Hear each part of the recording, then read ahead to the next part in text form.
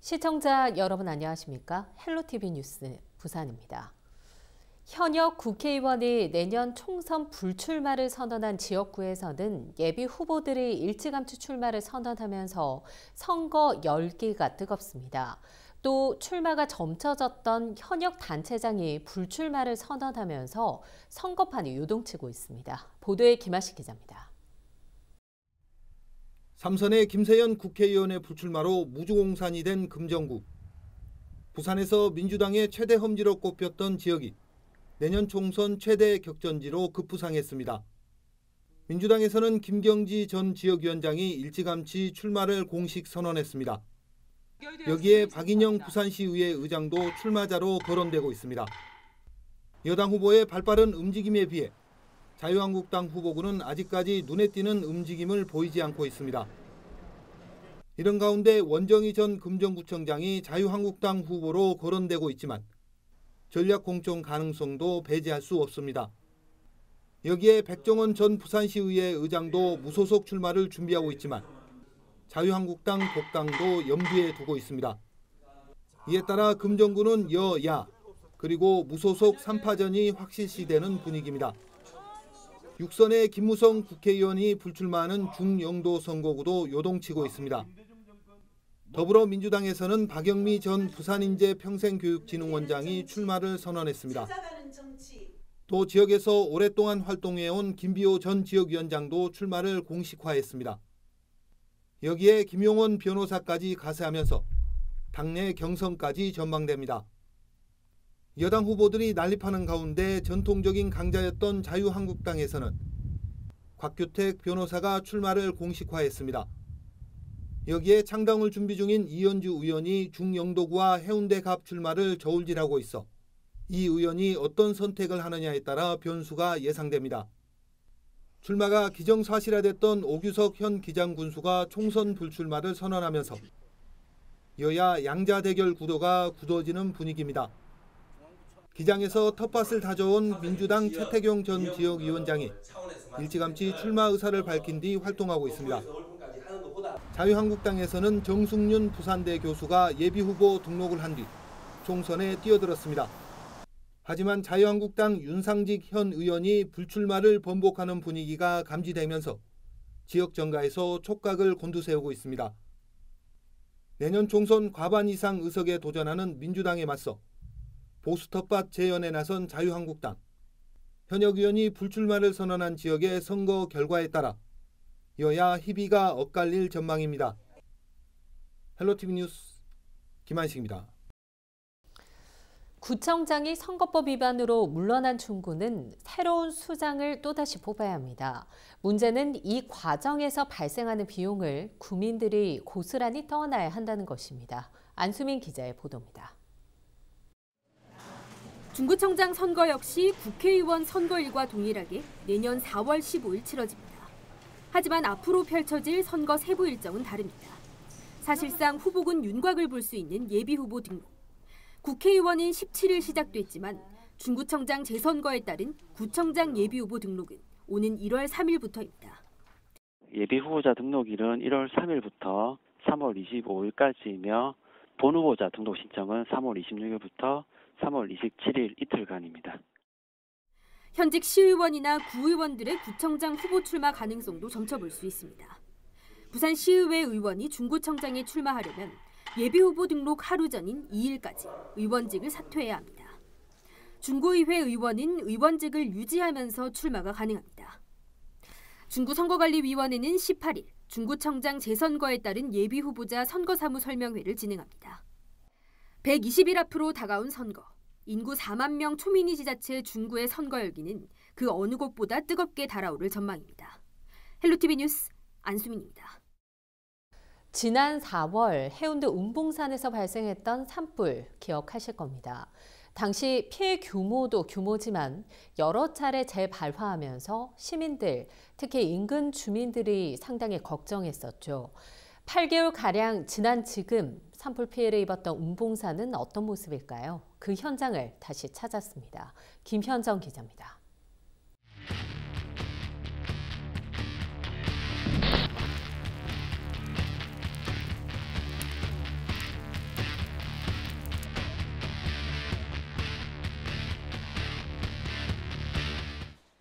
이곳이 바로 부산 역대 세 번째 산불 피해를 남긴 운봉산 산불의 발화 현장입니다. 바로 이곳에서 쓰레기를 소각하다 그 불씨가 바로 이 대나무로 옮겨 붙었고 그 불씨는 다시 저 산불 조심이라고 붙어있는 나무로 옮겨 붙으면서 운봉산 산불이 시작됐습니다. 지금도 나무가 아주 새까맣게 불타있는 모습을 볼 수가 있는데요. 쓰레기 소각 하나로 대형 산불은 시작됐습니다. 상공에서 내려다본 운봉산의 모습입니다. 푸른빛의 나무는 모습을 드문드문 보일 뿐 곳곳이 새카맣게 타버린 산불의 흔적을 고스란히 안고 있습니다. 산불 피해는 극심과 중, 경, 소생 4개로 나누는데 운봉마을 옆으로 피해가 극심한 상태입니다. 피해가 많은 지역의 나무 벌채 현장에 동행했습니다. 해발 454m로 인부 10여 명이 숫덩이가 돼버린 나무 베기 작업에 한창이었습니다. 하루 1헥타르씩 작업의 속도를 내고 있습니다. 또한 이와 함께 편도 4m에 차가 다닐 수 있는 임도를 개설할 계획입니다. 운봉산 산불 피해 극심 지역으로서 지금 폐목 벌채 작업을 시행하고 있습니다. 지난 12월 9일부터 폐목 벌채 작업 시행하였고 구형 면적이 20헥타로서 12월 말까지 진행될 예정으로 있습니다. 임도 4km 정도 개설 예정으로 있으며 임도가 개설되면 이 폐목 제거한 폐목들을 반출하고 향후 폐목 반출 지역에는 조림을 통해서 운봉산 생태복원에 최선을 다할 예정입니다. 해운대구는 산불 피해지 생태복원 민관학 협의회와 현장 실무협의회, 산림 생태조사 용역을 거쳐 응급과 항구로 나누어 복구 작업을 이어갈 계획입니다. 피해 벌채하고 복구하는 조림, 임도 그런 예산은 지금 저희들이 총 35억을 잡고 있는데 현재 20억 정도를 확보를 했고요. 부족한 부분은 그 조림하고 그 사후 관리인데 조림은 저희들이 그 피해 벌채 후에 부산시와 그 3개년간 부산 시민 나무 심기 행사를 여기서 할 생각이거든요. 그러면은 복구 비용은 저희들이 다 확보했다. 이와 함께 운봉산과 해운대 수목원, 청소년 숲속 야영장, 장산을 연결하는 생태관광 산림 공간을 만들어갈 계획입니다. 운봉산 산불 피해의 안타까운 현장입니다. 이렇게 벌채를 하고 새로운 나무를 심어 성목이 되기까지는 무려 30년의 시간이 소요된다고 하고요. 숲의 기능을 완벽하게 복원하기까지는 무려 100년의 시간이 소요됩니다. 이렇게 산불의 안타까운 현장을 타산지석 삼아 운봉산의 생태 복원에 대한 관심이 주목됩니다. 헬로티비 뉴스 김현정입니다. 인구 감소, 특히 젊은 인구가 줄고 있는 원도심 지역에선 학교 통폐합이 가속화되고 있습니다. 특히 중구의 경우 지역에 남은 중학교가 남중 한 곳뿐이라 여중생들은 다른 지역에 있는 학교로 배정받고 있는데요. 인구 유출을 막고 다시 사람을 불러오기 위해선 원도심 학교를 살리기 위한 획기적인 대책이 필요하다는 목소리가 나오고 있습니다. 안수민 기자의 보도입니다. 인구 4만 명이 살고 있는 중구. 부산시 인구 추계에 따르면 이 중 초등학생과 중학생 수는 1,700명 가까이입니다. 하지만 중구에 위치한 중학교는 단 한 곳뿐. 제 뒤로 보이는 학교가 중구에서 마지막이자 유일하게 남은 중학교입니다. 하지만 이마저도 남자 중학교라서 지역 내에서 여학생들이 다닐 수 있는 학교는 없습니다. 여학생들이 다닐 수 있었던 마지막 중학교인 남성여중은 지난 2004년 초 문을 닫았습니다. 그렇다면 중구에 사는 여중생들은 어느 학교로 배정을 받을까? 중학교는 졸업한 초등학교의 위치를 기준으로 배정되는데 중구에 위치한 3개 초등학교를 보면 보수초등학교 졸업생은 서구에 있는 여중 2곳, 광일초등학교와 복례초등학교는 동구에 있는 여중 2곳으로 학교를 배정받습니다. 통학 시간은 대중교통으로 평균 20분가량, 먼 거리의 경우 25분 이상이 소요됩니다. 거주지 위치에 따라 시간은 더 늘어날 수도 있습니다. 교육청은 학생 수가 계속 줄고 있는 상황에 학교 신설은 사실상 불가능하고 교육환경 보호에 관한 시행 규칙 등을 고려했을 때도 통학거리에는 문제가 없다는 입장입니다. 보통 일반적으로 초등학생은 통학거리는 도보로 한 30분 정도로 하고, 중고등학생 같은 경우는 대중교통으로 한 30분 정도가 적당한 거리로. 학교를 한번 지으면 보통 최소한 30년은 가야 될 건데 예, 그만큼 유지하려고 하면 이제 학생이 필요한지 학생이 있는지 없는지 이걸 먼저 보거든요. 16년간 여학생들의 불편이 이어지면서 지역에서는 학생 수가 급감한 기존의 남중을 남녀공학으로 바꾸거나 초등학교와 중학교를 함께 운영하는 등 교육청에 보다 적극적인 대책 마련을 촉구하고 있습니다. 원도심을 좀 색다른 생각으로서 학생 배치 문제가 나와야 되는데 그거에 대해서 16년 아무 관심이 없던 자체는 좀 문제가 있다고 봅니다. 덕원 중학교가 있습니다. 거기에도 2000년에 비해서 학생 수가 3분의 1로 줄었기 때문에 거기에 남녀 공학을 제가 일안으로서 제안을 했습니다. 남녀 공학을 해서 일단 학부형들이 안심하고 여중생을 보낼 수 있는 것. 사람이 빠져나가고 공동화 현상이 가속화되는 원도심의 문제를 해결하기 위해서도 학교를 살리기 위한 노력은 중요해 보입니다. 헬로티비 뉴스 안수민입니다. 다른 장애와 달리 발달 장애의 경우 평생 누군가의 돌봄이 필요한데요. 이런 이유로 대다수 발달 장애인들은 시설에서 생활을 하게 됩니다. 하지만 부모 사후에는 제대로 된 돌봄을 받는 일이 쉽지 않은데요. 발달 장애인들이 자립, 자활을 통해 지역사회에 뿌리 내리고 살 수 있도록 주거 공동체를 조성해야 한다는 목소리가 큽니다. 이를 현실화하기 위한 토론회가 시의회에서 열렸습니다. 앵커 리포트입니다. 초등학교 5학년 발달장애 아동을 둔 행복숲 아동발달 사회적 협동조합 이춘화 이사. 이 이사는 발달장애가 있는 아이를 키우면서 그 힘듦이 혼자가 아닌 여럿이서 함께해 많은 위로가 됐다고 털어놨습니다. 발달장애의 경우 평생 누군가의 도움이 필요하지만 부모 사후에는 돌봐줄 사람이 사라지는 것이 현실입니다. 장애인이 지역사회의 일원으로 안전하게 뿌리내려 행복하게 살아갈 수 있도록 사회적 경제를 기반으로 한 발달장애인 주거 공동체를 추진해야 한다는 목소리가 나왔습니다. 집만 탁 던져준다고 해결이 되는 게 아니잖아요. 커뮤니티도 있어야 되고 소통이 있어야 되는데 그거를 해결해 줄 수 있는 중간 단계가 없어요. 마을 공동체, 주거 공동체를 통해서 부모들이 해결을 해보겠다 이거죠. 발달 장애인들을 위한 주택은 소유의 개념이 아닌 공공이 혹은 사회적 임대인이 운영 관리하며 장애인과 비장애인이 함께 거주할 수 있는 공동체를 만들어 보자는 취지입니다. 발달장애 아동이 자라서 성인이 된 후에도 부모의 도움 없이 공동체 내에서 자립할 수 있도록 자활의 터전을 만드는 의미도 있습니다. 일산 기쁨터바, 대구 안심마을, 일본의 왓바마을, 장애인과 비장애인이 주거 공동체 내에서 자연스럽게 통합돼 생활하는 공간이지만 이러한 장애인 주거 공동체는 손에 꼽을 정도로 그 수가 적고 조성도 쉽지 않습니다.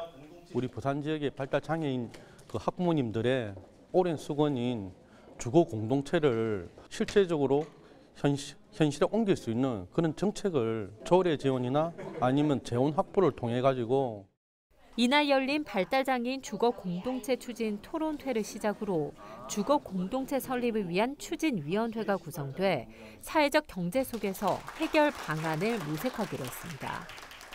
부산시 역시 장애인들의 탈시설, 자립 지원을 위해 5개년 계획을 수립해 지원하겠다고 공언해 상시 케어가 필요한 발달 장애인들을 위한 주거 공동체 조성 추진에도 힘을 보탤 수 있을 것으로 보입니다.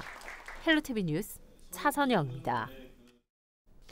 지난 5월 공공형 부산시 최초 구립 해운대구의 유기동물 입양센터가 문을 열었습니다. 유기동물의 입양 문화를 선도적으로 이끌어가는 것으로 주목받고 있는데요. 하지만 보다 더 안정적으로 센터를 이끌어가기 위해서 풀어야 할 숙제도 드러나고 있습니다. 김현정 기자의 보도입니다. 노킬 정책으로 운영되고 있는 해운대구 유기동물 입양센터. 쾌적한 환경 속에 유기동물이 입양되는 순간까지 중성화 수술과 사회화 활동 등의 교육을 받으며 보호받는 시스템으로 운영되고 있습니다. 개소 6개월 만에 13마리의 강아지와 5마리의 고양이가 입양됐습니다. 현재 센터에는 21마리의 유기동물이 입주해 있는데 2명의 기간제 근로자가 근무하며 관리하고 있습니다. 동물의 급식과 청결을 위해 주 3일은 2명이, 주 4일은 1명이 근무하며 9개월 단위 계약의 고용 체계로 운영되고 있습니다. 때문에 센터가 문을 닫는 일요일과 저녁 시간에 방문이 어렵고 근무자의 불안정한 고용 실태의 문제점 등이 드러나고 있습니다. 제245회 해운대구의회 정례회 5분 자유 발언에서 이 같은 문제가 제기됐습니다. 동물에 대한 기본 지식과 생명을 대하는 애정이 있어야 하며 남다른 사명감도 필요합니다. 그럼에도 불구하고 업무에 책임을 지는 센터장도 없이 단 2명의 기간제 근로자들로만 운영될 뿐 아니라 현재 그 근무자들조차도 계약기간 만료가 다가오고 있습니다. 1년 6개월 앞서 개관한 부산시 반려동물 복지문화센터의 경우 3명의 시간 선택제 임기제 공무원이 5년 범위 내에서 근무하는 고용 형태입니다. 유기동물의 특성상 단순한 동물의 관리가 아닌 전문성 있는 인력의 필요성이 제기되고 있습니다. 유기견들은 길거리를 배회하거나 그래서 신체적으로 아픈 경우가 많습니다. 그리고 또 학대라든지 정신적으로 공황장애나 문제 행동이 있을 수 있기 때문에 그래서 관리자들이 그 문제점을 찾아가지고 치료를 해주든지 관리를 해줘야 되는데 앞으로 해운대구청에서도 처우를 개선해서 전문가를 초빙해서 관리를 해준다면은 동물의 복지 향상에 큰 도움이 될 거라고 생각합니다. 부산 지역 최초의 구립 유기동물 입양센터. 지금까지의 운영을 바탕으로 올바른 유기동물 입양 문화를 이끌어가는 센터에 변화와 성장이 필요할 때입니다. 헬로티비 뉴스 김현정입니다. 부산시의회 101번의 프로포즈. 의회 문턱을 낮춰 시민 누구나 언제든 의회를 방문하고 시민들을 직접 찾아가 그들의 목소리를 듣는 소통 창구입니다.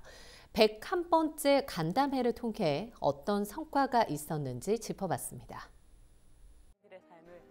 박인영 부산시의회 의장이 1년 4개월 동안 101번의 프로포즈를 통해 직접 만난 시민은 2,064명. 다양한 의견을 듣고 그들의 목소리를 의정에 녹여낸 성과들이 눈에 띕니다. 묻혀있던 과거사인 형제복지원 사건을 수면 위로 끌어올린 점은 101번째 프로포즈의 가장 큰 성과 중 하나입니다. 1975년부터 87년까지 불황인을 선도한다는 명목으로 시민들을 불법 감금하고 강제 노역시키며 각종 학대를 가한 대표적 인권 유린 사건인 형제복지원 사건. 하지만 사건의 진실은 제대로 규명되지 못한 채 생존자들은 여전히 고통 속에서 살아가고 있습니다. 부산시의회는 형제복지원 피해자 생존자들과의 만남을 통해 형제복지원 사건 피해자들의 명예회복과 지원에 관한 조례 제정 등 피해자 지원을 위한 법적 토대를 마련했습니다. 그때의 잘못을 부산시가 책임 공감하는 부분에 대해서 조례를 통해서 뒤늦게나마 이렇게 움직여주는 거에 대해서는 고마운 부분이 있는 거죠.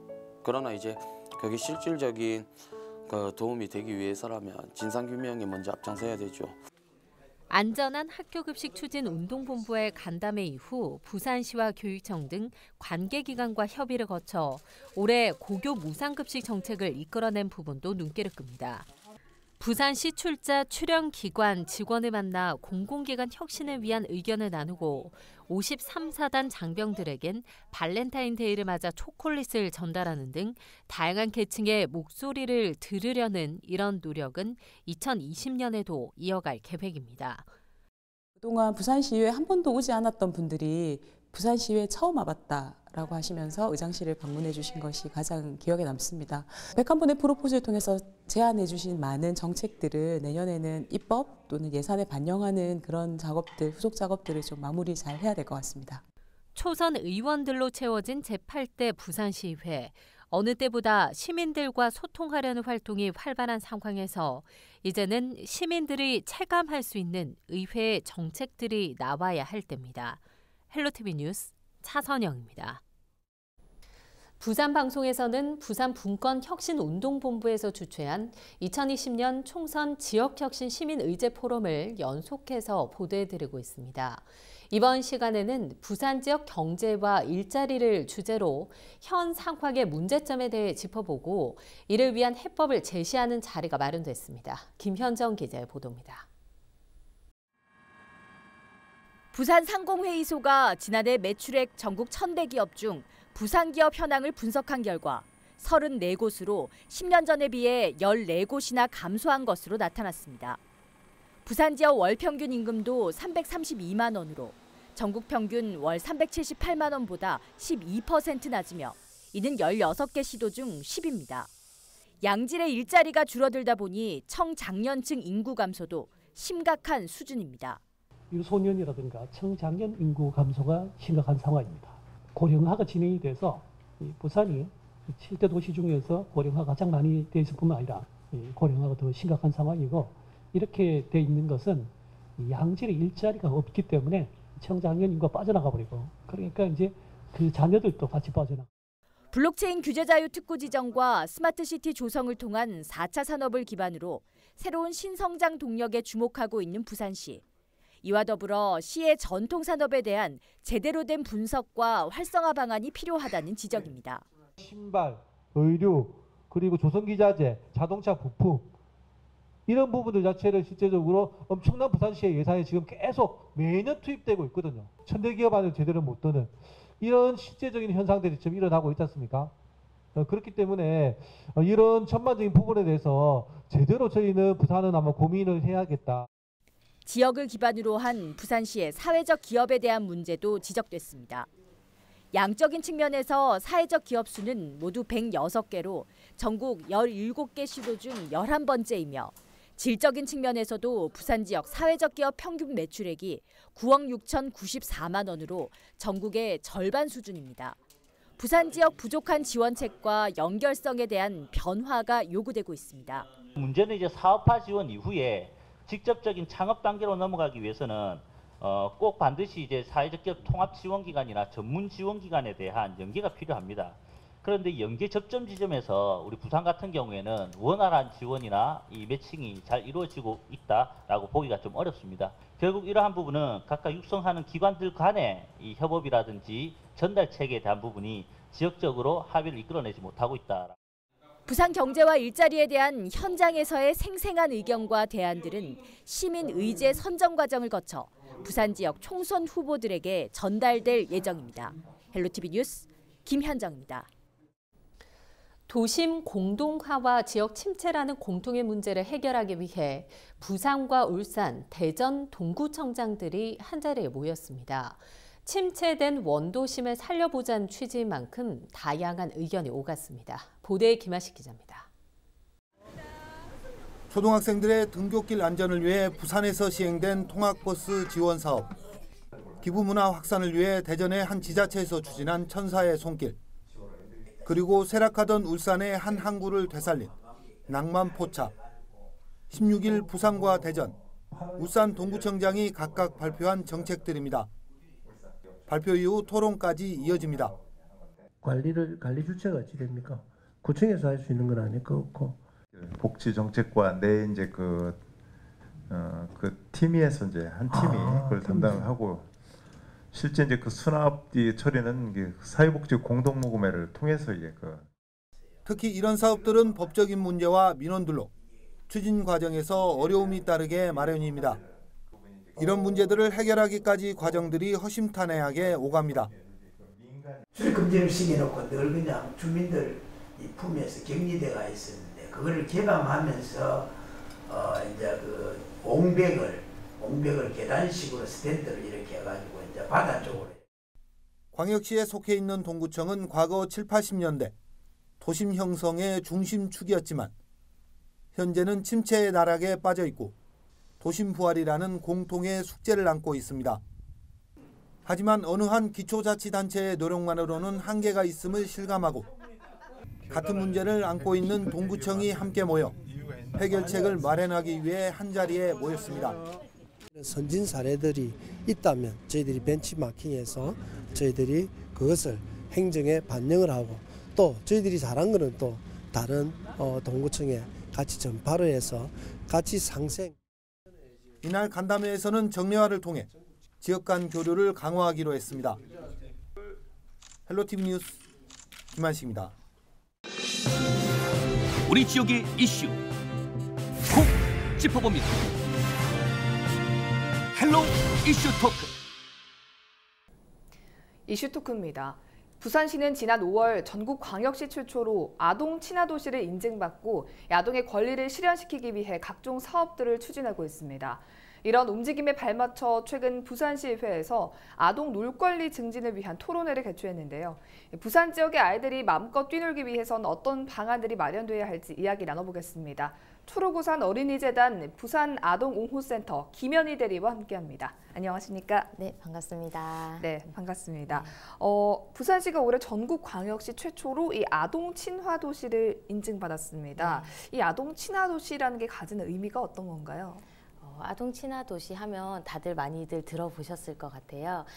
그런데 사실 대한민국에서 선거권이 없는 아동들이 목소리를 내서 직접 그런 정책을 만들어가는 데는 좀 한계가 있는 것 같아요. 네. 그래서 이런 상황에서 아이들이 좀 더 자신의 권리를 잘 누리고 그리고 아이들이 행복한 도시를 만들기 위한 그런 제도가 바로 아동 친화 도시인 것 같아요. 네. 이 아동 친화 도시는 유엔 아동 권리 협약의 기본 정신에 바탕을 두고 있고 유니세프에서 인증을 좀 하고 있는데요.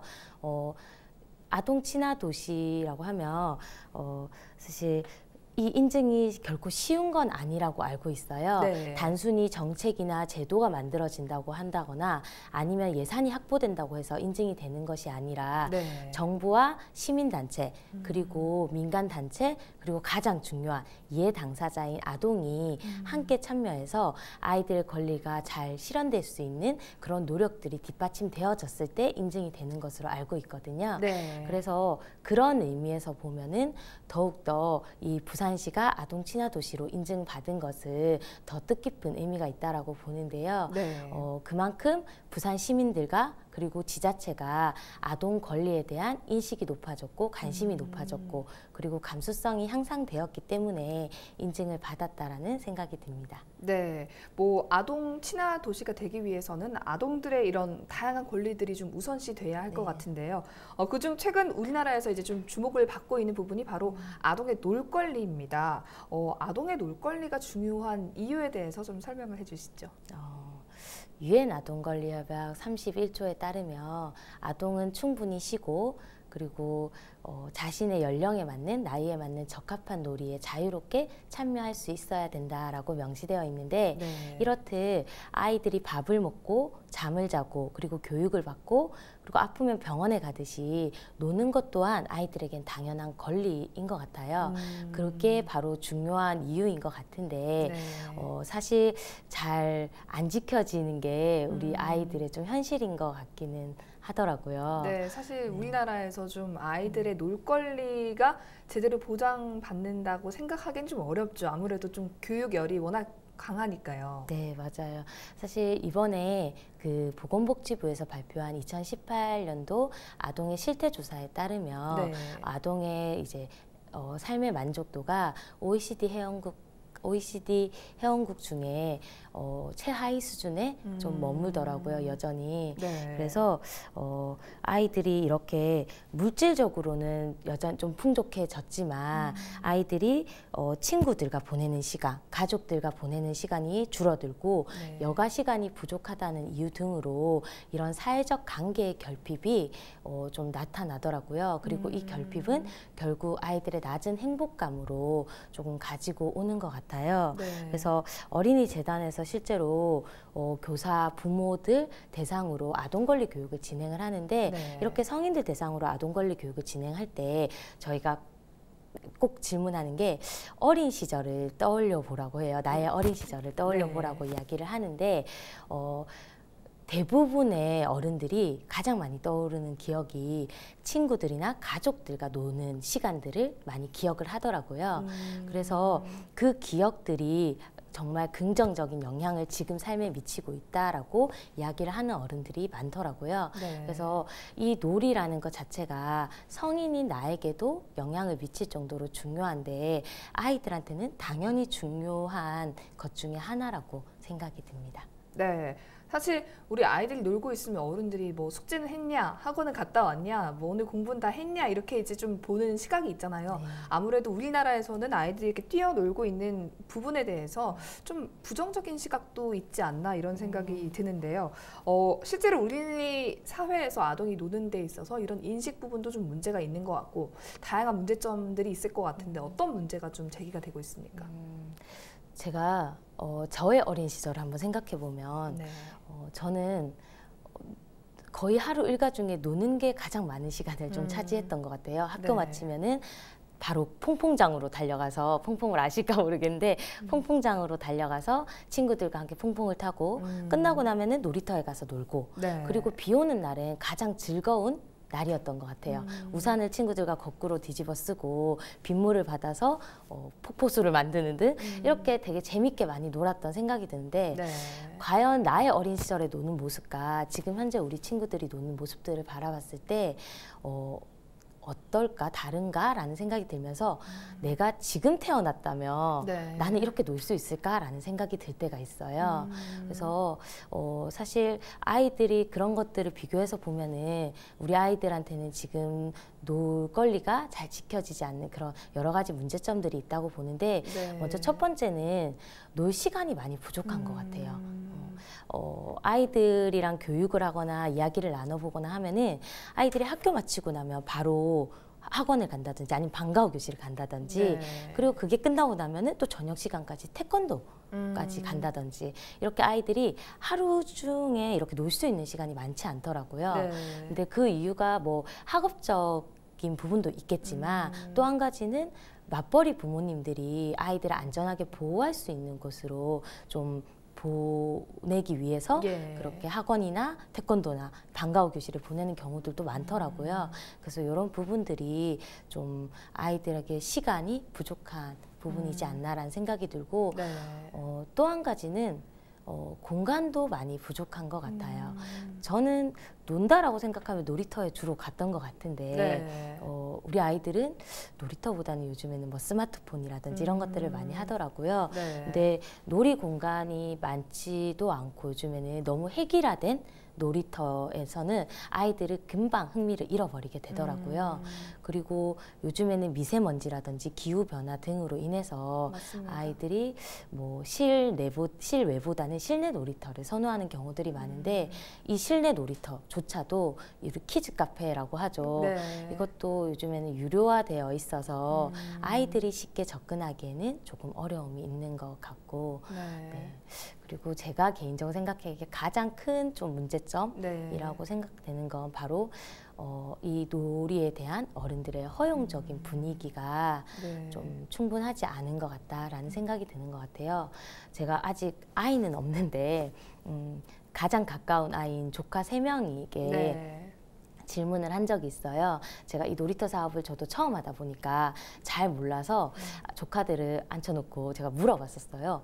너희한테 놀이터는 어떤 의미야? 라고 물어본 적이 있었는데 6살짜리 막내 조카가 그런 얘기를 하더라고요. 놀이터는 엄마가 보내줘야 갈 수 있는 곳이야. 엄마가 허락해줘야 갈 수 있는 곳이야. 라고 이야기를 하더라고요. 그래서 그걸 듣는데 우리 아이들한테는 이 놀이터는 좀 아이들이 스스로 선택해서 갈 수 있는 곳이라기보다는 어른들이 조금 정해주는 공간이라는 생각이 좀 들었어요. 최근에 저희가 그 정책 세미나를 할 때 그 세계적인 어린이 놀이터 전문가이신 그 긴터 벨치 씨의 좀 가까이에서 함께 작업을 해오셨던 놀이터 전문 디자이너 이현재 선생님을 함께 좀 배웠었는데 그분이 하신 얘기가 독일과 한국의 이런 놀이 문화 이런 것들을 비교해서 봤을 때 큰 차이가 독일에서는 놀이터를 이용하는 주체는 아이들이고 그리고 더불어서 그것을 선택하는 주도권을 가지고 있는 것 또한 아이들이다. 그런데 한국은 주체는 아이들이 맡기는 하지만 주도권을 가지고 있는 건 아이들보다는 부모들인 것 같다라는 의견을 내주시더라고요. 네. 그래서 그걸 듣는데 저 또한 좀 비슷한 생각을 가지고 있고, 그래서 우리가 조금 더 열린 마음으로 아이들에게 아까 말씀하신 것처럼 공부해라 라는 얘기보다는 그냥 좀 마음껏 놀 수 있도록, 그리고 그 놀이를 놀이터에 가서 너 이거 타봐 저거 타봐 이건 하면 안 돼 라는 얘기보다는 아이들이 좀 스스로 선택하고 결정할 수 있는 그런 좀 허용적인 분위기를 만들어주는 게 좋지 않을까라는 생각이 들었습니다. 대리님이랑 말씀을 나누면서 저도 저희 어린 시절을 좀 그려봤더니 그 학교 마치고 놀이터에서 다 놀고 있으면 한 명씩 엄마가 부르는 대로 집에 들어갔던 그런 기억들이 좀 나는데, 요즘 놀이터 지나다니다 보면은 그런 모습은 좀 전처럼 보기가 힘든 것 같아서 아쉬운 부분이 있습니다. 아동 친화 도시인 만큼 이제 부산에서 아이들이 얼마나 놀 권리를 보장받고 있는지 이제 궁금한데요. 그 실태가 좀 어떻게 파악이 되고 있습니까? 사실 이런 부산 지역 내 놀거리 인식이나 실태 조사를 저도 막 찾아봤는데 많이 없더라고요. 그래서 저희 그러니까 초록우산 어린이재단에서 이번에 올해 9월 달에 이제 동의대학교 사회복지학과 김명미 교수님과 그리고 동아대학교 사회복지학과 현한나 교수님과 함께 공동으로 2019 이제 아동의 여가와 놀권리에 대한 인식 및 실태 조사를 좀 진행을 해 보았습니다. 그래서 그 진행을 이제 부산 지역의 초등학교 4학년에서 6학년 1,600여 명 그리고 학부모님들 1,400여 명이 좀 응답을 해 주셨는데요. 실태 조사에서 좀 주목해서 볼 수 있는 점들이 먼저 아이들이 하루 일과 중에 가장 오랜 시간을 보내는 게 학습 시간과 그리고 스마트폰을 갖고 노는 것에 가장 오랜 시간을 보낸다라고 답변을 해주더라고요. 그리고 또 한 가지가 아이들이 이제 가장 많이 노는 공간, 주로 놀이하는 공간이 집, 그리고 집 주변의 놀이터나 공원, 그리고 학교 순으로 이렇게 응답을 좀 해주었는데, 이걸 살펴보면은 사실 수치만, 그러니까 순위만 봐서는 학교랑 집이랑 뭐 주변의 놀이터, 공원에서 많이 노네라고 생각할 수 있지만 그 수치들을 살펴보면은 수치가 굉장히 좀 낮더라고요.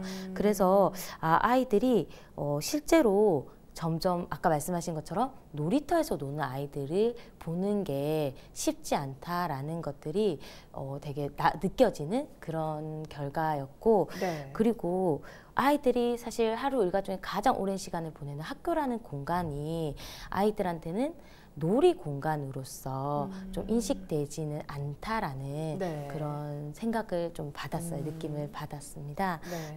그리고 아까도 말씀드렸는데 획일화된 놀이터들, 너무 이제 똑같이 짜여진 놀이터들에서 아이들은 놀다 보니까 흥미를 금방 좀 빼앗겨 버리게 되고, 그리고 기후변화나 미세먼지 이런 것들로 인해서 아이들이 좀 안심하고 놀 수 있는 실내 공간을 찾는 경우들이 많다 보니까 밖에서 이렇게 신체 활동을 하는 것보다는 집이나 이런 실내에서 스마트폰을 가지고 노는 경우들이 좀 늘어나게 되는 현실인 것 같더라고요. 그래서 이렇게 신체 활동이 줄어들다 보니까 자연스럽게 친구들과 만나는 시간도 조금 줄어드는 것 같아요. 그래서 4명 중에 1명의 친구들은 주말 동안도 친구들과 노는 시간이 하나도 없다라고 응답을 해준 그런 친구들이 있었고, 또 한 가지는 아까도 얘기 드렸는데 가장 많은 시간을 보내는 게 스마트폰으로 노는 시간보다 더 많은 시간을 보내는 게 아이들이 학습 시간이었어요. 그래서 하루 일과 중에 학습 시간으로 보내는 시간이 가장 많은데 사교육 비율을 살펴보니까 10명 중에 7명이 거의 하루에 1시간 이상은 사교육을 받고 있다라고 응답을 해줄 정도로 좀 사교육에 대한 비율이 높게 나타났었고요. 그리고 주중에는 수면 시간을 제외하고 휴식 시간을 갖는 시간이 30분도 갖지 못한다라는 응답이 거의 60%에 달했습니다. 그리고 46.4% 정도의 아이들은 학교에 가지 않는 주말에도 30분도 휴식하지 못한다라고 답변을 줄 정도로 아이들에게는 좀 이런 휴식 시간, 공간들이 많이 부족하다라는 걸 알 수 있었습니다. 수치로 통해서 좀 확인을 해보니까 마음이 좀 아픈데요. 맞아요. 그냥 어림짐작하고 있던 것들을 수치로 보게 되니까 더 현실적으로 좀 와닿게 되었고, 이런 상황이다 보니까 아이들이 자신의 놀이와 여가의 이런 권리를 좀 잘 지키기 위해서 필요하다라고 얘기해 준 게 가장 1순위가 45% 정도가 나왔던 게 부모님의 이해와 허락이었으면 좋겠다, 있었으면 좋겠다라는 응답이었고, 그리고 학원 시간이나 공부 부담이 좀 감소했으면 좋겠다. 그리고 놀이 시설이나 공간들이 마련되면 좋겠다라는 순으로 답변이 나왔습니다. 네, 아무래도 좀 아이들이 진짜로 원하는 것들을 할 수 있기 위해서 부모님과 좀 더 너그럽게 이해도 좀 하는 시간도 필요할 것 같고요. 좀 안타까운 마음이 일단 큰 것 같습니다. 부산에서는 그래서 아이들이 놀 권리를 좀 제도적으로 보장하기 위해서 관련 조례를 제정하기도 했는데요. 이 준비하는 과정에서 좀 시민들이 함께 했다고 알려져서 의미가 더 깊은 것 같은데 어떤 내용들이 들어있습니까? 네, 올해 11월 13일에 부산광역시 교육청 어린이 놀권리 이제 보장에 관한 조례가 제정이 되었습니다. 네, 그리고 이제 최근이었죠. 12월 13일에 또 부산광역시 아동의 놀권리 증진에 관한 조례가 좀 본회의에서 통과가 되었었는데요. 이렇게 아이들의 놀권리에 대한 관심이 높아지고, 그리고 지자체라든지 민간단체, 시민단체들의 노력이나 이런 것들이 높아지면서 조례까지 만들어질 수 있게 되었던 것 같아요. 네, 이 조례 내에는 일단 교육청의 조례를 살펴보면은 교육감의 의무, 책무가 좀 담겨져 있는데요. 학교의 이런 교육 과정을 좀 자율성을 침해하지 않는 범위 안에서 아이들의 놀 권리가 보장될 수 있도록 지원하고, 또 이런 정책이나 제도나 이런 것들을 마련할 수 있도록 하는데 좀 책무를 담아냈고요. 그리고 그 안에서는 또 교장의 학교장의 책무도 함께 담겨져 있습니다. 그래서 학교 안에서도 아이들의 놀 권리를 지켜주기 위해서 놀이 시간이나 놀이 공간들을 좀 마련하는 데 노력해야 된다라는 내용들이 함께 좀 포함이 되어 있고, 그 외에도 사실은 지자체만을 할 수는 없는 것 같아요. 저렇게 민간단체나 유관기관과 연대할 수 있도록 하는 부분들도 담겨져 있고, 그리고 아이들의 의견을 좀 이렇게 들을 수 있도록, 그리고 교직원들의 연수들이 함께 좀 포함될 수 있도록, 그리고 재정적인 지원까지도 함께 좀 확보될 수 있도록 그런 내용들이 함께 담겨져 있습니다. 네. 그래서 어떤 한 단체가 또는 한 사람이 할 수 있는 일이 아니다 보니까 부산광역시 시의회 교육위원회 이순영 의원과 이주환 의원과 함께 부산 시민준비위가 7월 달에 함께 모여가지고 간담회를 통해서 좀 이런 조례에 대한 실질적인 방안들이나 내용들을 좀 담아내 보았는데, 그 시민준비위에는 저희 어린이재단, 초록우산 어린이재단과 함께 학부모연대라든지 창교육 학부모위원회라든지, 그리고 한살림 놀이연구회라든지, 그리고 민간 복지관들, 반성종합사회복지관이나 기독교 종합사회복지관, 그리고 가장 중요한 이해 당사자인 아동이 함께 좀 참여를 해서 좀 저희가 간담회, 여러 차례 간담회를 거쳐서 함께 진행을 했습니다. 네, 아무래도 부산시와 또 관련된 다양한 민간 단체들이 의지를 갖고 있다라는 게 저는 가장 고무적인 현상인 것 같습니다. 시간상 마지막 질문을 좀 드려야 할 것 같은데요. 아동 놀권리 증진을 위해서 어떤 부분에서 좀 개선이 필요하다고 보십니까? 아까 문제점들을 좀 말씀을 드렸었는데, 뭐 놀이 시간, 공간, 인식 이런 부분들을 말씀을 드렸었는데, 물론 이런 부분들이 다 포함이 되어야 되는 것 같고, 가장 중요한 건 저는 사실 인식인 것 같아요. 사실 제가 최근은 아니고 2018년도에 저도 놀권리 사업에 대한 관심이 좀 많고 하다 보니까 영국이랑 프랑스를 방문해서 그 나라의 놀이 문화를 좀 배워보고자 방문한 적이 있었는데, 제가 가서 가장 충격적인 게 한 놀이터를 딱 방문했는데 정말 돌도 안 된 갓난 아기가 모래바닥에서 놀고 있는 거예요.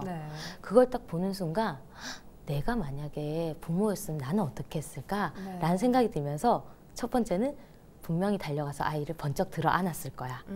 아니 심지어 아이를 내려놓지 않았을 거야. 라는 생각이 들더라고요. 네. 그러면서 나 놀권리에 대해서 그래도 깨어있다고 생각한 저조차도 그 쉽게 그렇게 인식이 바뀌지 않더라고요. 예. 그래서 참 우리가 어른들이 아이들의 이런 놀 권리를 인정해주고 존중해주고 또 아이들이 좀 자유롭게 이거를 선택하고 결정할 수 있는 그 힘을 길러주는 게 그 허용적인 분위기를 만들어주는 게 중요하겠다라는 생각이 들었습니다. 네, 오늘 이야기 나누면서 저도 아이들이 진짜 원하는 것을 어른들이 좀 알아줄 필요가 있겠다라는 생각이 좀 들었습니다. 그래도 부산시가 의지를 갖고 있는 만큼 앞으로 좀 나아지리라 기대를 해보면서 오늘 이슈 토크 마치겠습니다. 오늘 함께해 주셔서 고맙습니다. 네, 감사합니다. 이상으로 뉴스를 마칩니다. 저희는 언제나 지역 주민 여러분 곁에 있겠습니다. 고맙습니다.